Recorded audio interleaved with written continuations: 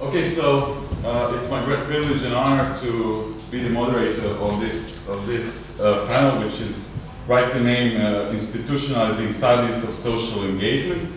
First of all, let me provide you just a little bit of our context of this panel. We come from Belgrade, from Group for Social Engagement Studies, and there is also, I will elaborate a little more why are we gathered here today.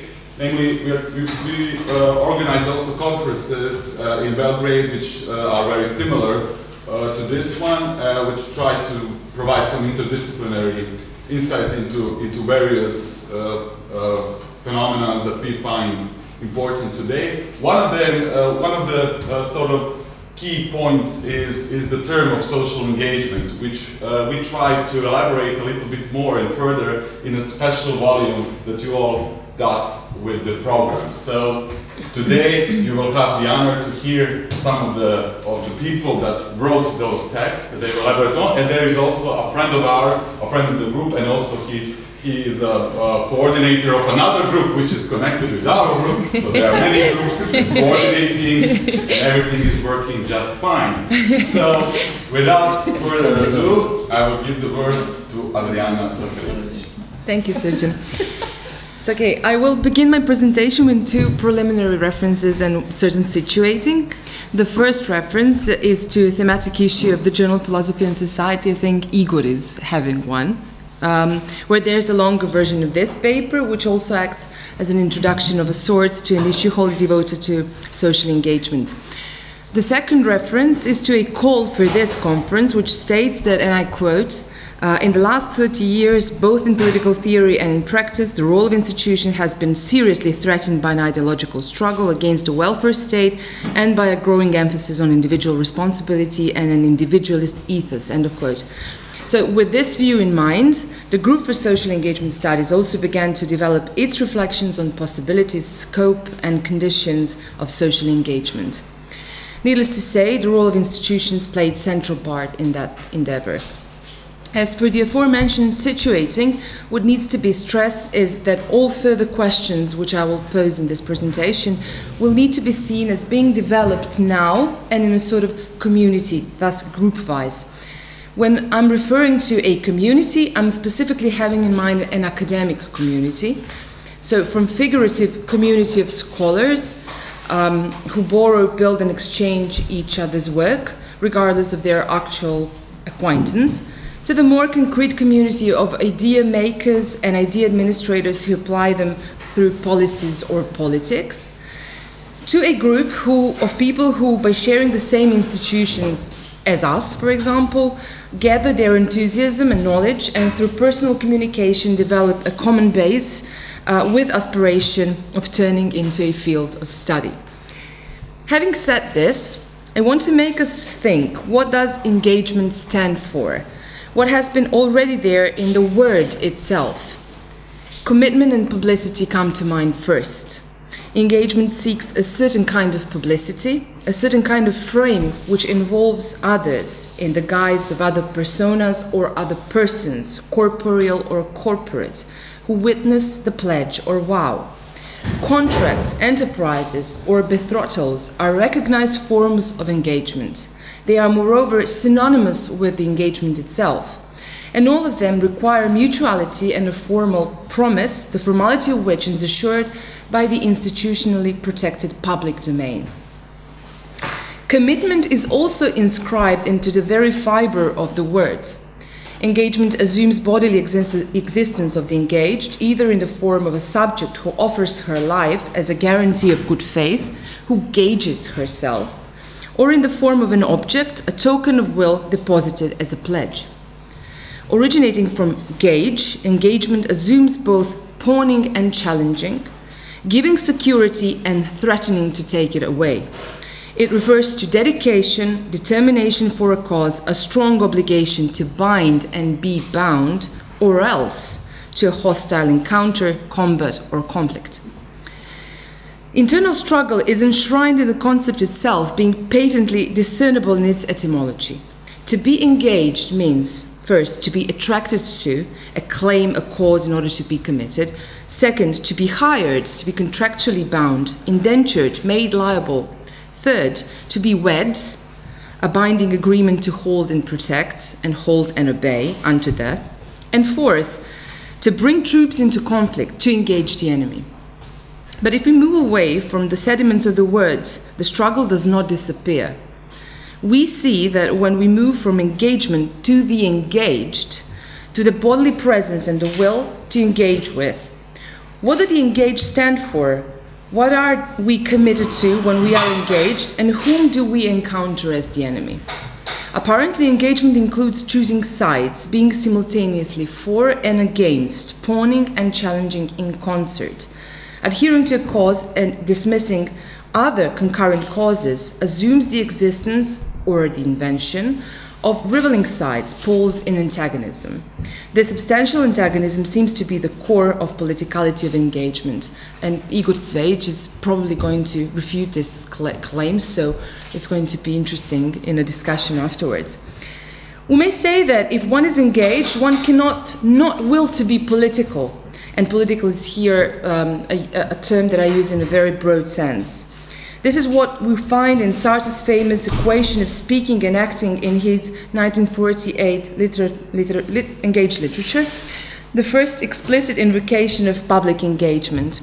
I quote, "By speaking, I reveal the situation by my very intention of changing it. I reveal it to myself and to others in order to change it."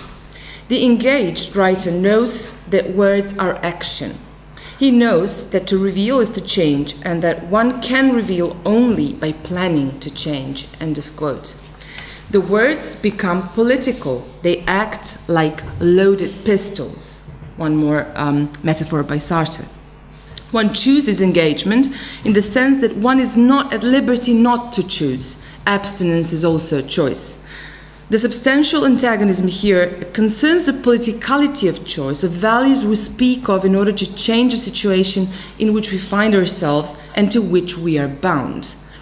Public engagement is, according to Sartre, a total activity. It indebts the world by abolishing ignorance about it, and with it the innocence of choicelessness. If we take Sartre's cues, then there can be no studies of engagement which would somehow bypass the political. However, the scope and the meaning of the political are always less than straightforward. Pledging to a cause may take on many different guises. One may aim one's loaded pistols to fight for a better world as a totality, but also for a chunk of a better world. One may engage in common struggles and struggle for the commons, or with single-issue struggles only. How are we to judge who is more in common and more politically engaged? One may engage with the streets and on them by marching and chanting, or by unpicking mortar and crushing ground, provided, of course, that there are streets to be treaded upon at all. Or one may, quite to the contrary, choose to engage with the institutions from within the system with the aim of battering it or battering it. Words may act as pistols in any of these politically quite different situations. Sometimes, too, it is not with words that we fight. Assembled bodies have political meanings which are not enacted by discourse, although they speak in ways that index another sense of organic and the political, and I quote here Judith Butler's last book. In our own time, as in any other, we must as well ask, do all conceivable politicalities matter? What kind of politicality deserves prioritizing, and for what reasons? Also, we need to know that the historical uses of certain words wear off or dramatically change the very core of their reference. If Sartre's post-war public engagement referred to carrying and using different kinds of guns or arms in order to change the world, today this term has a rather ambiguous meaning, referring to agency mediated by policy agendas, included in the criteria for government schemes of competitive research funding, in the UK right now, but with tendency to spread. The word is therefore one and the same, but the politicality it harbors is not. The form of public engagement, wanted to abolish inequality and injustice. The latter, even though it assumes investing in creating positive social change, fundamentally promotes, as some of its critics points out, and I quote, fasten fast, the practices which maintain those social and economic circumstances at the roots of the causes of inequality and injustice. End of quote. Had engagement studies been initiated in Sartre's time, would they have had the same subject as they might have today? How the engaged changes with the change in context, how the change in the workings of institutions impact on that change, and how it influences the specific prioritization of certain politicalities rather than some others. The issue of the when of engagement leads to the question of its where. If the unification of proletarians of all countries made the ruling classes of the 19th century tremble with fear of their engagement of deeply rooted antagonisms, the engagement which revolves around governmental funding schemes has negligible capacity to intimidate. The question, what did the engaged stand for, thus needs to be supplemented. Where did the engaged stand, spatially and temporarily?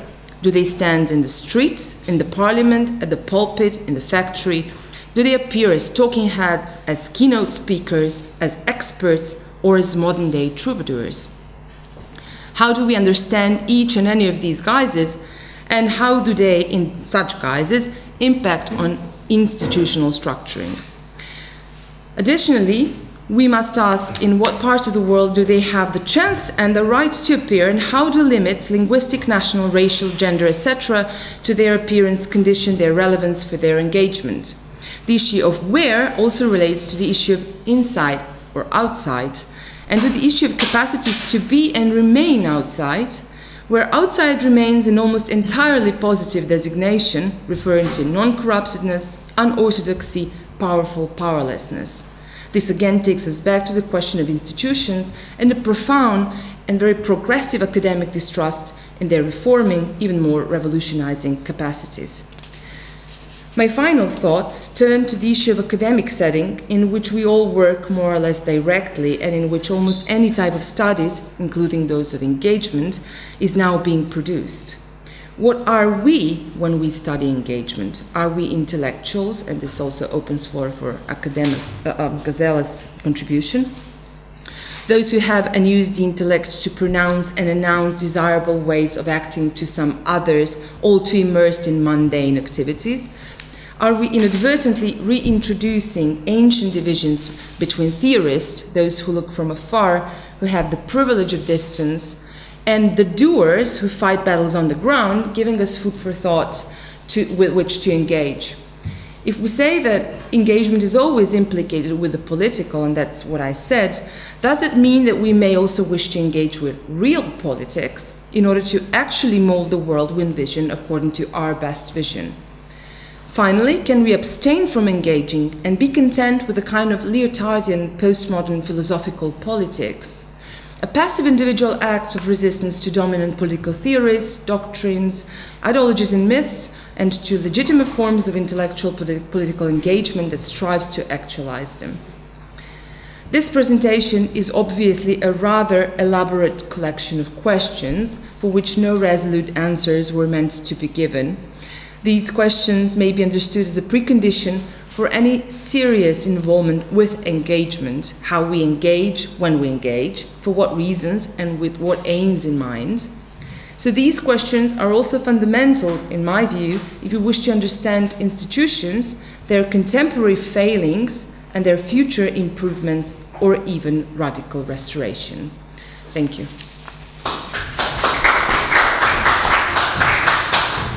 Thank you, Diana. And now we move on to Gazela for the Draškov contribution. Contribution will be followed by the short presentation. Yeah, maybe. I will try to see if this works. No. Okay, I will continue on what Adriana said about how do we engage, when we engage, and for what purpose we engage, what we have in the mind when we do engage. So my field of research is are intellectuals, basically, as actors who do engage. And when we think of intellectuals, the first thing which we think of is engagement in some way. So I would like to elaborate a little bit more why intellectuals. So if we are thinking about purpose of engagement and for what we are engaging, I think that we always have to have in mind that intellectuals are those figures, or in the context of this conference, I would say also institutionalized roles, actors in very broad network of the actors, who are doing very specific things. They're transferring specific theories, specific research to the action. So those figures are those who are like trying to say something to society, on society. So when we have something to say, those are intellectuals which are standing in public and saying something to society, some conclusions, some directions, some possible ways for the change, which is also very important notion in the sociology of intellectuals, in my view. And they are those who are channeling these messages. So that's why the intellectuals in the context of engagement. But what defines intellectual? I mean, there are many different types and classifications of intellectuals, but not so many definitions of intellectuals, because it's very difficult to define intellectuals, as we think of them as very prominent but individual figures. So to define them and to define them specifically in sociology of intellectuals, which tends to deal with the groups primarily, with the society, it's something which is not so easy. But there are a few authors I was following here. Collinis, who is British intellectuals also, who was trying to define intellectuals through the possession of knowledge or creativity in their work, which is recognized in a cultural field of academia or art. So that's cultural field is something which is also to be very specified and defined, but I would restrict it here to academia and artistic fields, so movies or painters also can be regarded as intellectuals. And this recognition, which comes from possession of the knowledge or creativity in this sense, it provides them a specific authority in the public, which is linked exactly to those credentials that they have.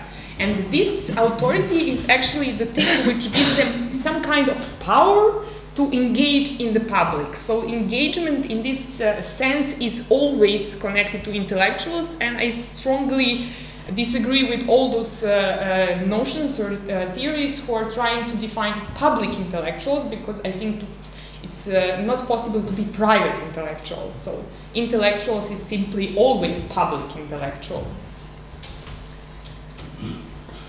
Their importance in the society is more of symbolic, let's say like that. So there are many expectations from intellectuals, and maybe that I could say that that's one of the rare figures or rare roles in society where we always have some expectations. And those expectations are almost always linked to some moral or ethical behaviors. So in the term, when we speak about intellectuals, we also speak about somebody who is expected to be independent, to be somehow neutral, and somebody who is expected to speak truth to the power, which is quite famous quote linked to the intellectual.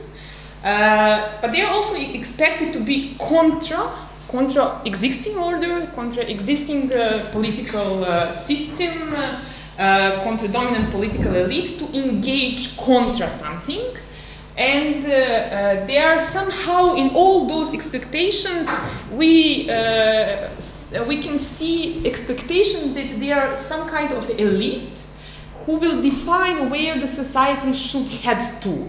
So we need somebody who will be torchbearer, who will tell us what we should do in order to change society or for progress of society.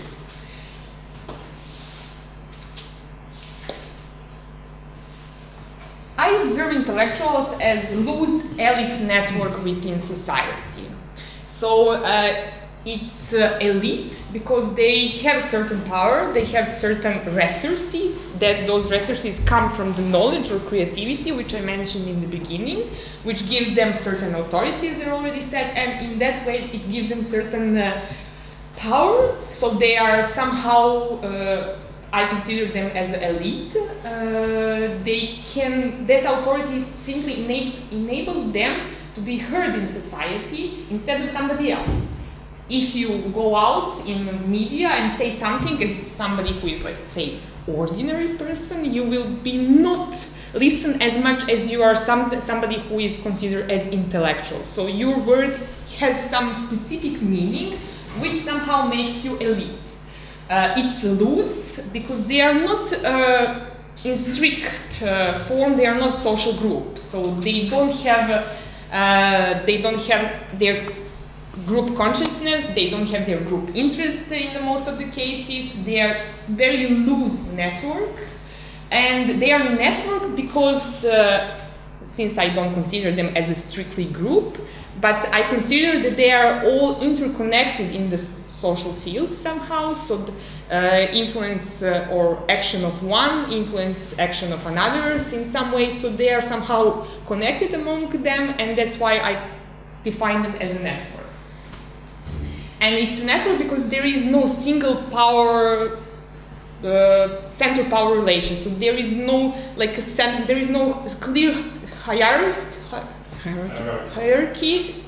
in those networks, but we could observe few more influential, let's say, actors, nodes in the network, as it's usually said, around which we gather our other intellectuals. So it's somehow much more convenient to call this as a network.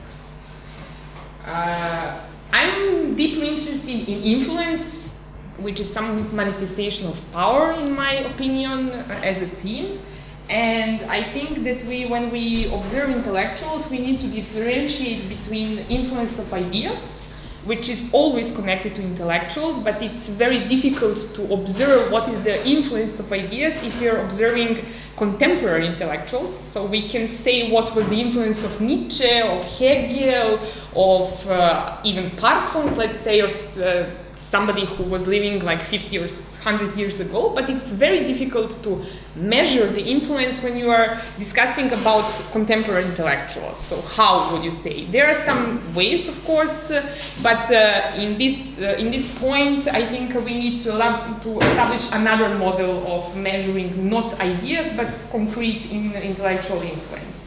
It's also different from influence of the person, and this is very, very difficult to separate when we talk about intellectuals, because intellectuals are concrete persons who are acting in a very specific role in society, which is intellectual role. So we have to be very careful when we are defining influence of intellectuals to think of them as a network and not concrete, exact individual who is representing intellectual at this point. And the thing which is very much linked to influence is in sociology of intellectuals, at least in the literature which exists for the moment, there is a notion of decrease of intellectual influence or decline of intellectuals, which I don't know what to say for the moment, because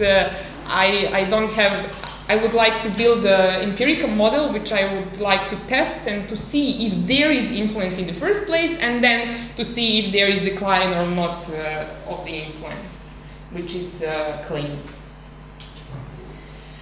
My goal actually here is to set a model or possible, which will explain possible methods of identification of intellectual influence. So to set something which will be possible to apply in the context of, let's say, one society, but also on the global level, because these network of intellectuals can be observed on the national level, but they are very much interconnected to the other networks of other countries. So we can observe also global networks, but they are also very much interconnected to other networks of other elites, let's say political elites or economic elites. So that's something which is very important to have in mind when we are discussing what is the influence of the intellectual engagement, intellectuals in the first place. And there are two major levels which I believe for the moment that we need to take into consider. One of them, what is the indicator of the influence? So what we observe, what concrete things we observe when we are defining intellectual influence, and also whether we observe that influence inside of the network among intellectuals, or we try to observe intellectual influence in the society to another networks which we have. And this is, I don't know if you can see it because I could put it only as a photo, it didn't allow me to increase the letter size. So this is the model which I somehow developed. So I observe first, this is within the network. So this within intellectual network, this is outside of the network. And I'm observing three things. First is self-perception, which is important, and it's very frequently investigated in the research of opinion leaders, which somehow can be used to a certain degree can be applied to intellectuals because they are also considered somehow as opinion leaders, but very limitedly. And there is perception of others, which is actually saying something about the status and authority of intellectuals which we are observing in a specific society. But who are the others? That's the thing which is really important. I believe that for my research, it would be important to see political elites and economic elites. We can also observe and we can also investigate what is the perception among general population, but I sincerely, as I'm, let's say, somehow elitist, I don't think that it can tell us a lot about real influence of intellectuals. It can tell us about the status in the society, but not about influence. And I also defined something which I call, this was really like, I didn't know how to call it, external objectified measures. Those are the things which are not linked to the perception. So I wouldn't go and ask people on these things, but I would measure somehow in a different way, and I will show you in a few minutes how. Okay, so this is the instrument which I borrowed from psychological research of opinion leaders. So this is how they measure opinion leaders in some community. So I adjusted it to field of intellectuals, and you can't see it a lot, but this is like self-evaluation of the influence. So this is the way I would try to see how they evaluate their own engagement and influence of their own engagement. And this is how they evaluate influence of other colleagues, so other intellectuals, and also which intellectuals they perceive. It's very interesting because I think those intellectuals who are very visible don't not necessarily need to be those who are influential. And as I already did the research for my PhD in Serbian intellectuals, that was actually the case. Those who were in the public very much present, they were not those who are considered among them in their own network as influential.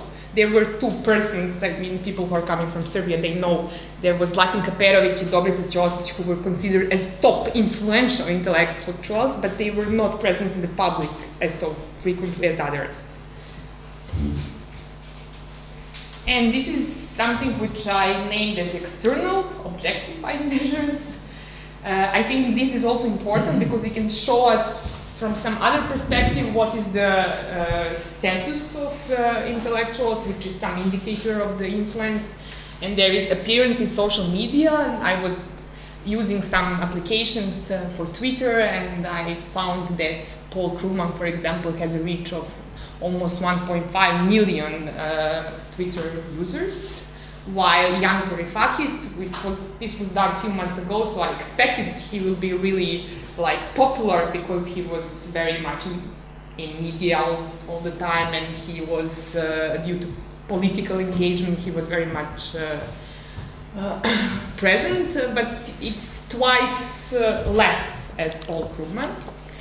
And also appearance in non-electronic media, that is the case which I did for my PhD. I was measuring what was the number, but I didn't measure what was positioning, which I think also is very important, whether intellectuals, how much they appear in the media, but also where they appear, on the front pages, in huge op-eds or in some small comments, so that's also something which is qualitative criteria. And also having formal position in non-political, but we can also discuss whether political could be included, cultural and economic scenes, so serving in some boards, committees, institutions, other bodies that also can be a sign of influence of intellectuals, and also having formal position in think tanks and non-governmental organizations, which are considered as very important field of engagement of intellectuals. So civil society is a field where they engage very much, especially in the former communist countries. That was the main role they played after communist period, even before somewhere. And also having awards or other major recognitions for their professional public engagement is something which can be regarded as interesting. And that was like small presentation of a model I am thinking of, so any contribution or thoughts on it would be very much welcome.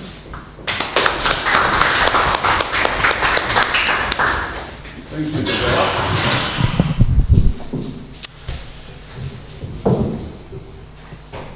So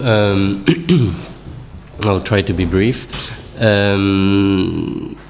When I wrote the paper for the special issue of the journal, I tried to find a thread between what I was doing on Deleuze in France, what I am doing in Belgium about the relation between politics and aesthetics, cinema and television in particular, what I am doing with you in Belgrade about social engagement, and what we're dealing with here in Rijeka about institutions.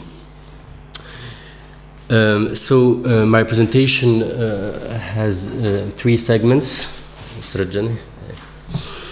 First, a text that Deleuze and Guattari wrote in 1984, and I'll start from it. So in 1984, in the middle of those wintry years when both in America and in Europe what is now commonly called neoliberalism was unfolding, Deleuze and Guattari wrote a text on the events of May 68 in France, that is 16 years after the same events. And in this text entitled May 68 did not take place, or Mai 68 did not happen, Mai 68 n'a pas eu lieu, they stated 5 points. First point, they argued that an event is defined as an opening of possibilities, and what unlocks in there will remain unraveled. Although set in the past, an event shall never be gone past. And in Deleuze and Guattari's view, the events of May 68 in France were of the same kind, in as much as they open new possibilities, for example, new relations with the body, with time, with textuality, with the immediate surrounding, with culture, with work, and so on. Secondly, they argued that although the event cannot be gone past as such, it needs realization, that is, it requires some forms of institutional embodiments that can actually fulfill the possibilities it opened. So, May 68 did not take place, or did not happen, means precisely that French society failed to materialize, to embody the events of May 68 into such institutions. So, I quote Deleuze and Guattari, May 68 was not the result of a crisis, nor was it a reaction to a crisis. It is rather the opposite. It is the current crisis, the impasses of the current crisis in France that stem directly from the inability of French society to assimilate May 68. French society has shown a radical incapacity to create a subjective redeployment on the collective level, which is what 68 demands. In light of this, how could it now trigger an economic redeployment that would satisfy the expectations of the left? French society never came up with anything for the people, not at school, nor at work. Everything that was new has been marginalized or turned into a caricature. Each time the possible was closed off. Third point that they made, Deleuze and Guattari from down could suggest that the children of May 68 found themselves caught up in a contradictory situation. For if the event of May 68 did continue to run through them, to labor them, and sometimes to hit them up, nothing in their social reality could meet this subjective disposition, and since nothing but silence would echo their subjectivity, they developed the feeling that what was going on did not really apply to them or relate to them. And they started showing a strange and concerned interest to what was happening to them in general. First point, Deleuze and Guattari argued that their reading of French society in the mid-80s could apply to the rest of the world, since given the events of 68 were in fact worldwide and not only French events.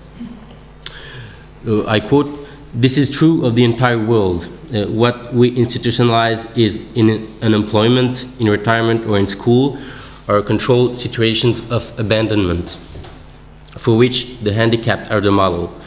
The only subjective redeployment actually occurring on a collective level are those of an unbridled American-style capitalism, or even Muslim fundamentalism like in Iran, or Afro-American religion like in Brazil.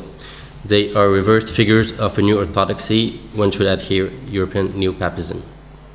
Europe had nothing to suggest, and France seemed to no longer have any other ambition than to assume the leadership of an Americanized and overarmed Europe that would impose from above the necessary economic redeployment." And last but not least, fifth point, they argued that this reading, this diagnosis was not a pessimistic one, since there survived a field of possibilities that is likely to be realized. So I quote, "Yet the field of the possible lies elsewhere, along the East-West axis, in pacifism insofar as it intends to break up relations of conflict or over-armament, but also of complicity and distribution between the United States and the Soviet Union," because it was the end of the Cold War, we're in '84. Along the North-South axis, in a new internationalism that no longer relies solely on an alliance with the third world, but on the phenomena of third worldification in the rich countries themselves. For example, the evolution of metropolises, the decline of the inner cities, the rise of a European third world. So, it was interesting for me to see that a year later, in 1984, in the Time Image, in the second volume of Deleuze's book on cinema, he would raise this diagnosis on his time to the rank of a modern fact. The modern fact is that we no longer believe in this world. It's hard to read, but the world is hard to read, so it's normal. The modern fact is that we no longer believe in this world. We do not believe in the events which happen to us, love, death, as if they only have concerned us. It is not we who make cinema, it is the world which looks to us like a bad film.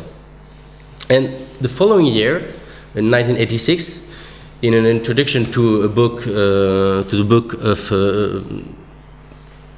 film critic Serge Danet, we would find out that the loss of the world was also the definition for Deleuze of television.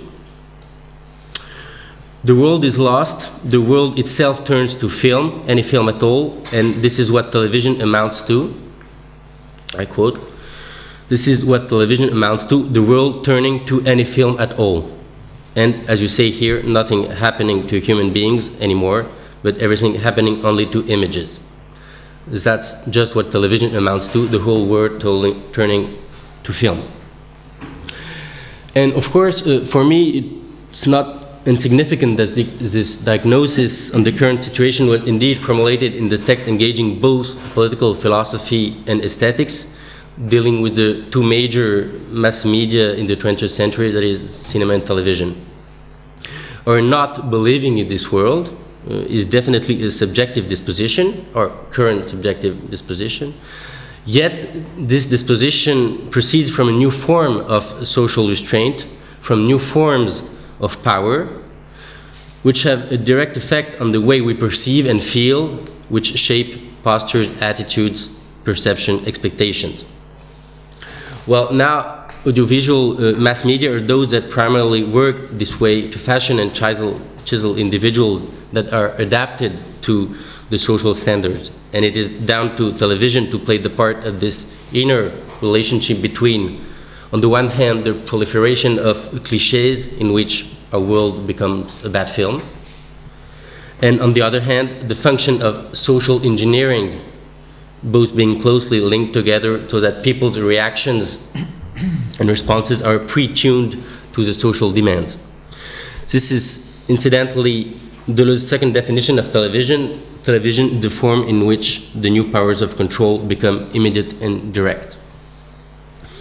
And at the end of the 80s, Deleuze will call this new form of power communication.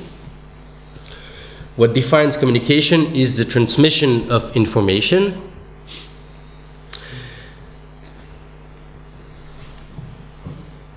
in which information designates a series of order words. Thus, every time we are informed, I quote, we are not asked to believe, but to behave as if we did, as in police or government announcements, which often have little plausibility or truthfulness, but say very clearly what should be observed and retained. That is, in other words, the gap has turned into depth. Not only we have stopped believing in this world, but we are not even requested to believe in it, only to pretend, which is to say, to behave accordingly to what we're told. The short history of television, I think, fully proves this diagnosis right, but I'll skip on that.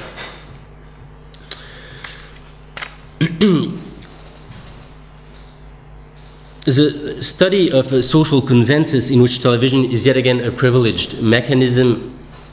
I cannot disregard a study of capitalism. It is the production, the distribution, and the consumption of conformist attitudes that are suited to the market's demands. It is the fostering of the company form down to the scale of the individual, what Michel Foucault discussed in 1979 in his lectures on the birth of biopolitics. The famous selection of the rivals, which has instituted the typical trait of democracy since Athens, and not only conforms to the cost effectiveness standards, but it is introduced in the guise of self-fulfillment, like in the reality TV. Last point, I was wondering, is there a sign indicating that the situation has changed much over the last 20 years, or that it has got better? So what about the grandchildren of May 68? What about us, in fact? For them, for us, as for the generation of our parents, it would be impossible to say that the possibilities have closed up because these are still laboring them. Although they still haven't found any institutional embodiment, I think this is key here, we haven't found any institutional embodiment or any particular place to develop in collective modes of existence. And on the other hand, the field of possibilities have become smaller. If one may sometimes feel that there is no alternative, it is perhaps because the fight seems to be one-sided, even more unfair today than it was yesterday. Indeed, how can we fight against the economic forces of neoliberalism and stock market speculation? How can one fight against the political powers of communication and populism? How can one fight against the police and military powers of the security order? How can one fight against the religious powers of fundamentalism or against the media powers of an arrogant conformism? Given these conditions, how can we resist? And yet, maybe philosophical thinking has always been placed in the same situation, that is, in such a weak position. And in 1990, Deleuze stated that philosophy cannot wage war against these forms of power, which are way too strong, but that it nonetheless engages in negotiations with them, and more than that, it engages in a guerrilla warfare against them.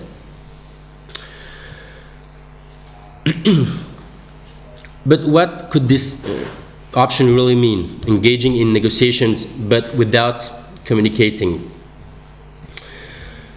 It is clear that the opposition between negotiating and communicating in Deleuze first betrays some sort of suspicion and distrust, not only of the circumstances in which we are condemned to express ourselves, but above all, a distrust of communication as such, a distrust of the demand and command to express ourselves. And I quote this long quote, "We sometimes go on as though people can't express themselves. In fact, they are always expressing themselves. The sorriest couples are those where the woman can be preoccupied or tired without the man saying, 'What's wrong? Say something,' or the man without the woman saying, and so on. Radio and television have spread the spirit everywhere, and we're riddled with pointless talk, insane quantities of words and images. Stupidity is never blind or mute. So it's not a problem of getting people to express themselves, but of providing little gaps of solitude and silence in which they might eventually find something to say. Repressive forces don't stop people expressing themselves, but rather force them to express themselves. What a relief to have nothing to say, the right to say nothing, because only then is there a chance of framing the rare and even rarer thing that might be worth saying. What we are plagued by these days isn't any blocking of communication, but pointless statement." And I think we have no reason to believe that these are threats only to television and common speech, and that they do not apply to expression of critical thinking. So, in this debate, but I will open this for discussion, on the expression of critical thinking cannot part from another debate about its content, about the content of critical thinking. So the question is, where today does the field of possibilities lie? Because we're not anymore in 84. So, and how can we wrest an idea from snowballing cliches, an idea that would not bear that look of déjà vu? Déjà vu. Thank you.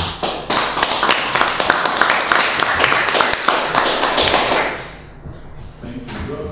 And now we have another say.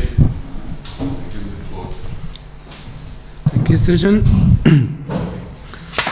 Okay, the title of my presentation is Forms of Social Engagement Regarding the Subject of Import, and I argue that we could basically distinguish regarding the subject of import three forms of social engagement: personal social engagement for the sake of others, and social engagement as togetherness. I'll just make small remarks at the start, because this is a text that is published here, and for those who don't have this journal, you could take it around plenary room. My idea here is now just to present some problems which I'm dealing with, and to make a small reference that is actually not in this text regarding the institutions and possibilities of institutionalization of social engagement, which I find a little more important on this conference especially. So first, what is the problem of the import? I used the term introduced by Ben and Helm recently. For this, some background is the standard model of action, which is borrowed from Donald Davidson, from which we have beliefs and desires that explain the reasons for action. So to have an action, I have to have some goal. For example, I want to make a good representation here that will leave some effects, and I have to believe that really by me speaking here I will make some effects. So I have some cognitive state in believing that what I'm doing will have effect, and I have some cognitive state that I'm actually in some way goal directed to this effect, that I want this effect. what Helm wants to make a notion is that we actually could not explain usual actions with just a cognitive model of goal directedness. So the basically problem of import is one distinction between usual actions of man's and goal directedness explained by many theorists of action. So let's suppose that I and computer are playing chess. And by playing chess for computer is just to articulate a goal around which the computer behavior is organized. But computer don't have any, for computer there are no any significance to win or lose the game. See, computer simply exercise rational pattern of being goal directed to win the game. But for me, I will be pained or pleased if I win or lose the game. So what is the basic difference is that winning or losing the game have some import or is significant for me. That Helm uses the notion of import as an intentional characteristic that some subject views something as being worth of pursuit or avoidance, or as having some significance to us, which is necessary to explain every action. So we can say that the subject of import is the agent who is receptive to some non-instrumental reasons. For example, I could be receptive for to leave to make a good impression to the others. So I find that this problem is very relevant for social engagement. This is probably terminological choice, but what I want to say that we should distinguish social actions.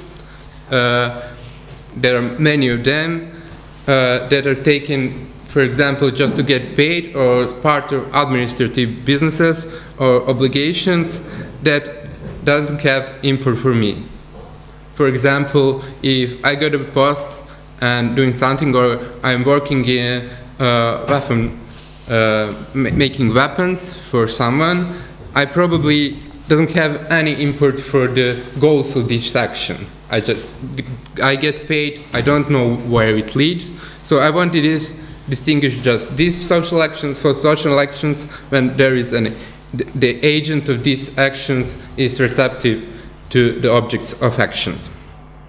We could speak about it later if there's a problem, but this is my terminological choice, and when I speak about social engagement, I speak only on social actions undertaken by an agent for who this goal of this action have some import.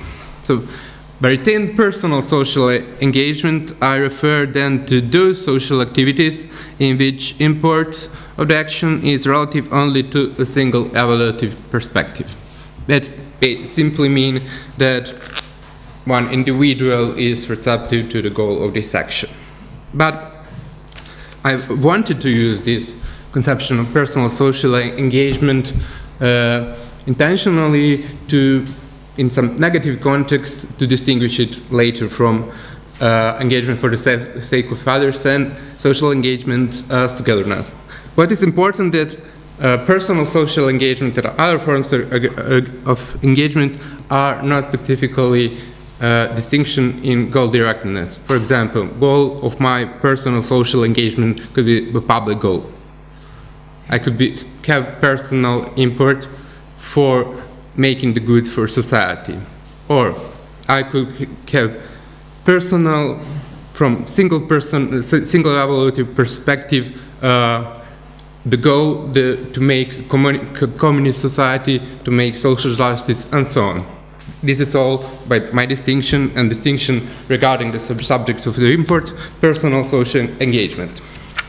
The second important problem is that there are plural personal social engagement or plural intentional system. That simply means that there are many agents having the same goal directness, but they are as personal individuals subjects of import. So it basically means if we all have problems with the government, we all for personal single evaluative perspective have a goal to get rid of them, but that doesn't mean that there is a plural agent as subject of import.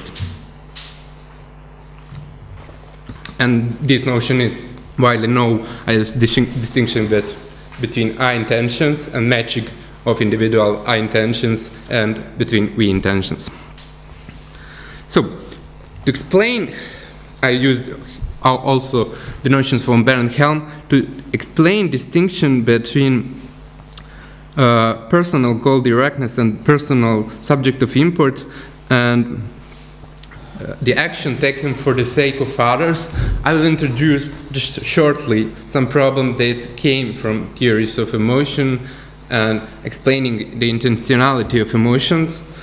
That is the distinction between focus and target of an emotion. So, for example,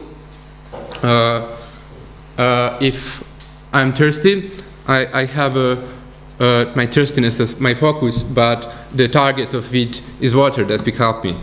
But also the problem is, not a problem, but one fact is that Igor could be my focus. And that Igor has import to me as agent and not simply as his well-being. But Igor has his own focuses that are now my sub-focuses. So, for example, if Igor is dissatisfied with the noise in a room, I'm personally not. But I'm disappointed by Igor being disappointed, and I'm disappointed with the noise in the same way as Igor being disappointed. If I engage an agent to avoid this noise, that I'm being engaged for the Igor focuses that are now my sub-focuses. I think that clearly make a clear phenomenological distinction between social engagement for the sake of others and personal social engagement, even if it is plural personal social engagement. So, but probably one of the main points of my interest is social engagement as togetherness. I use in some way that also Helm used what is needed for personal engagement as togetherness is then not simply a plural intentional system in a sense that there are many plural agents being in some way goal-directed. But it is a question, is there some agent or some subject that constitutes the import? So it means that something have import for me just in a sense that have import for us. So for example, the reception of some working of the group, personally for me doesn't have any import. I will not get any benefit of it. But as a group of social engagement, it have import for me because it have import for the group of social engagement as a plural agent. How we can explain it? We can again use the term of a focus and concept of focus. So if my focus is on us, but we as us, that is still constituted but probably not still constituted, could deliberately, for example, deliberately speaking about that what will have import for us, but because my focus on us and they constituted some focuses for us, the focuses that we are constituted, for example, by deliberately speaking and having some disagreements but constituting something, are now my sub-focuses that have import for me only by way having import for us.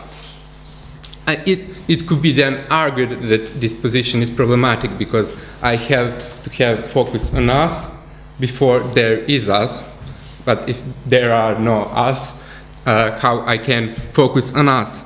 But what is the point of this argument that this is not something that we causally and temporally explained, as there is first moment when I have focus on us, and the second moment when us is beginning, or the moment where there is us and then I focus on us, but it only happens simultaneously because having a focus on us and being receptive to those what focus on us constitutes makes us. There is one more distinction that I make. So we can think how radically it goes. How radically it goes, that means that we could have many disagreements. We could have totally different personal goal directness, and we could want that in practical situation we do many different things. So what is my argument is that there is many situations of disagreements, but that if there is disagreement and we are still speaking about disagreements, that doesn't show that there is disagreement about the fact are we existing, but it shows that the focus on us, because we speaking still, is much more powerful than disagreements that we have. And this is exactly what's making us being us. And that is one part of it, what I call radical engagement, because this is the striving on the focus to still exist. And the second problem is how wide this society it could be. The basic paradigmatical case, so very narrow. This is romantic love or friendship, where its function, or some small groups as us. But what is most radical is to make this focus on us, on world society. This is something about Edward yesterday spoke also, I don't know much big.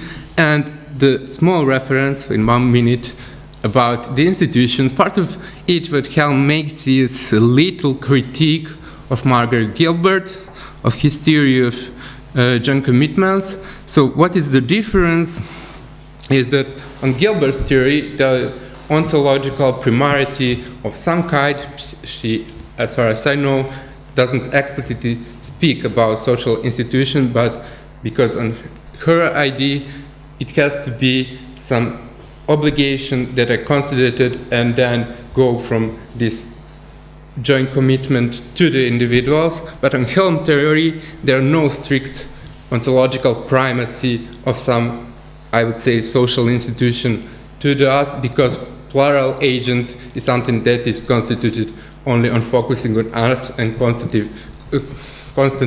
deliberation. So in a standard case, by this Helm interpretation that I finished, there are no, in this very strict possibility to make institutionalization of social engagement, in a sense, by being the planet on strict stable rules.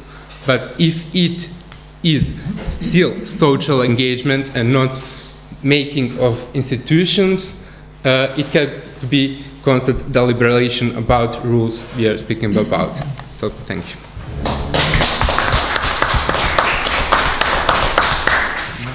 All of us thank you, Igor. And now we move on finally to Rijeka and Inko's contributions. Thank you.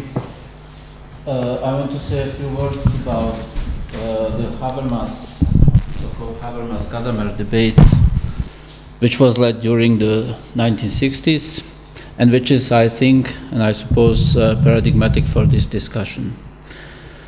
The philosophical perspective of the question of engagement is often intimately bound with questions of intentionality, freedom, corporeality, situatedness, and in general the relation of man and the world.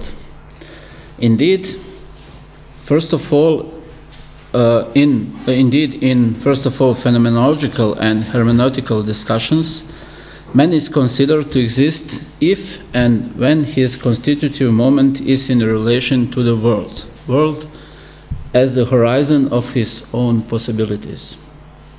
In his book Being and Time, although elsewhere as well, Heidegger will place the existential existential being in the world, in German in der Weltsein, at the heart of his existential ontological considerations about the structure of so-called Dasein, and designate the relation to the world as an integral part of its structure.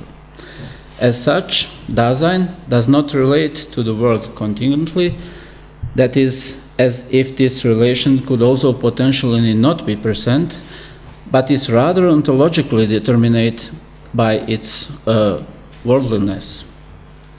So Heidegger. Also following phenomenological considerations about worldliness as a constitutive aspect of the human being is the so-called philosophical hermeneutics of Hans-Georg Gadamer, which, adopting Heidegger's thesis about the timeliness of human existence, attempts to return the moment of subtilitas applicandi into hermeneutic discussions. In addition to subtilitas intelligendi, which means understanding, and subtilitas explicandi, which means interpretation, as the moment of application, Gadamer recognized the aspect of situatedness so inescapable for hermeneutics, which had somewhat lost its importance over time due, above all, to the influence of Romantic hermeneutics in the 18th century. Not only Heidegger's existential ontology, but also traditional hermeneutics emphasized the situatedness of understanding. Gadamer points to the original role of theological and legal hermeneutics, and the constitutive difference and tension between the abstraction of the original theological or legal text, for instance, religious revelation or law in effect, and the concrete situation of its exposition. According to Gadamer, to understand the message of salvation or a given provision in the law does not mean understanding them as mere historical document, but always considering them as modalities of their application in concrete historical situations. The universality of the hermeneutic approach advocated by Gadamer simultaneously also means the universality of the moment of application. Any understanding, whether understanding a text, a person's gestures, historical context, etc., inherently includes the moment of application to the situation of the one who understands. According to Gadamer, situatedness means that prejudice are conditions of understanding. Gadamer says, "It seems to me, however, that there is no such unconditional antithesis between tradition and reason. However problematical this conscious restoration of old and the creation of new traditions may be, the romantic faith in the growth of tradition, before which all reason must remain silent, is fundamentally like the Enlightenment and just as prejudice. The fact is that in tradition there is no always an element of freedom and of history itself. Even the most genuine and poor tradition does not persist because of inertia of what once existed.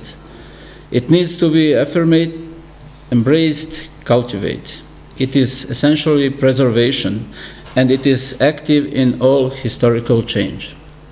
But preservation is an act of reason, thought as an inconspicuous one. For this reason, only innovation and planning appear to be the result of reason. But this is an illusion, Gadamer says.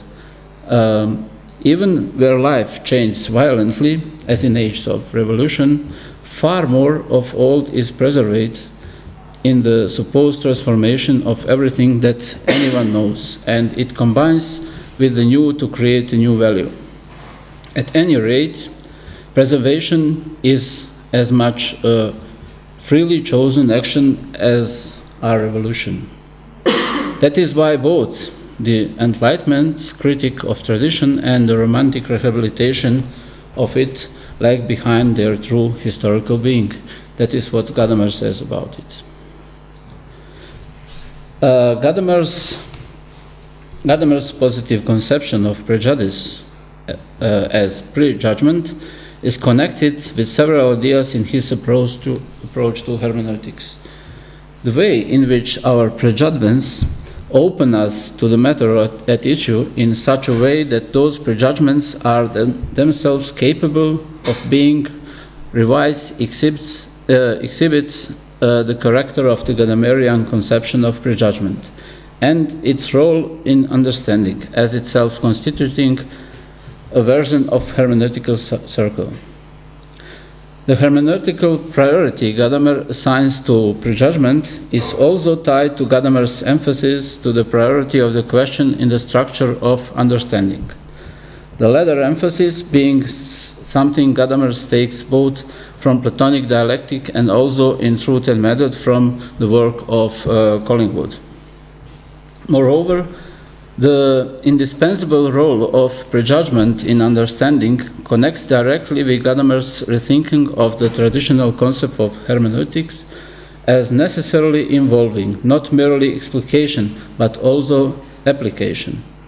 In this respect, all interpretation, even of the past, is necessarily prejudgmental, in the sense that it is always oriented to present concerns and interests, and it is those present concerns and interests that allow us to enter into the dialogue with the matter at issue. Here, of course, there is a further connection with the Aristotelian emphasis on the practical. Not only is understanding a matter of application of something like practical wisdom, but it is also always determined by the practical context out of which it arises. The prejudicial character of understanding means that whenever we understand, we are involved in a dialogue that encompasses both our own self-understanding and our understanding of the matter at issue.